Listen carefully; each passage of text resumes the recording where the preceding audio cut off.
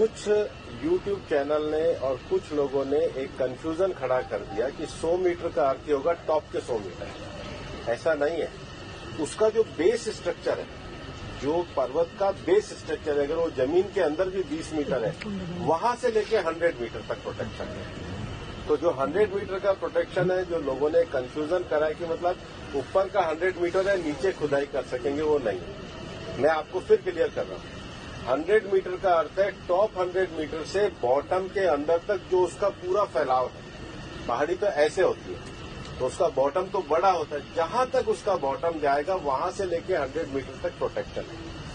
और अगर एक पहाड़ी और दूसरी पहाड़ी के बीच में 500 मीटर का गैप है, तो वो जमीन भी अरावली रेंज मानी जाएगी। इस डेफिनेशन के आने के बाद 90% से ज्यादा एरिया प्रोटेक्टेड एरिया में आ गया। 90% से ज्यादा। मेरा ये स्टेटमेंट लिख लीजिए, टोटल अरावली का एरिया 1,47,000 स्क्वायर किलोमीटर है। इसके बाद केवल अभी की जो मेरे पास 39 डिस्ट्रिक्ट है, केवल 217 किलोमीटर मतलब 2% में ही माइनिंग हो सकती है।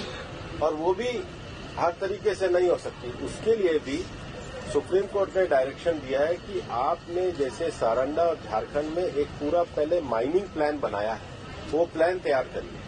वो प्लान तैयार करने के बाद भी ICFR जो इंस्टीट्यूशन है उसकी परमिशन होगी, उसके बाद ही परमिशन मिलेगी।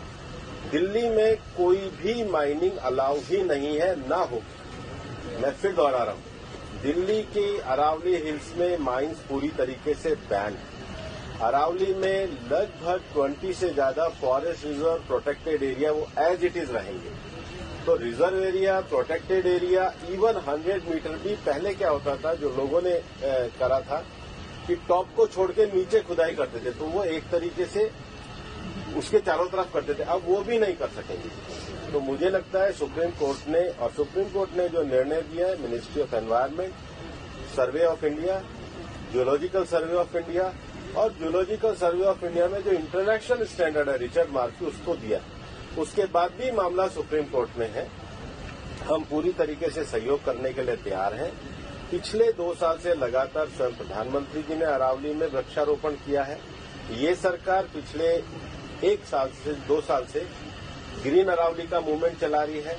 मैंने खुद ने पिछले दिनों उदयपुर में सारे डीएफओस की, मतलब चारों जिलों के 39 डीएफओ की मीटिंग करी है।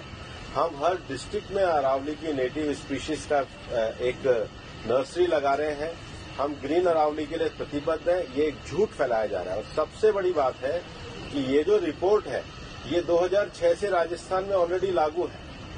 इसमें कुछ भी एडिशन नहीं किया गया, बल्कि अरावली के टॉप से लेके और जमीन तक, मतलब जमीन से पूरा ऊपर 100 जो स्ट्रक्चर है, वो सारा प्रोटेक्टेड की श्रेणी में आता है। सर, मैं आपको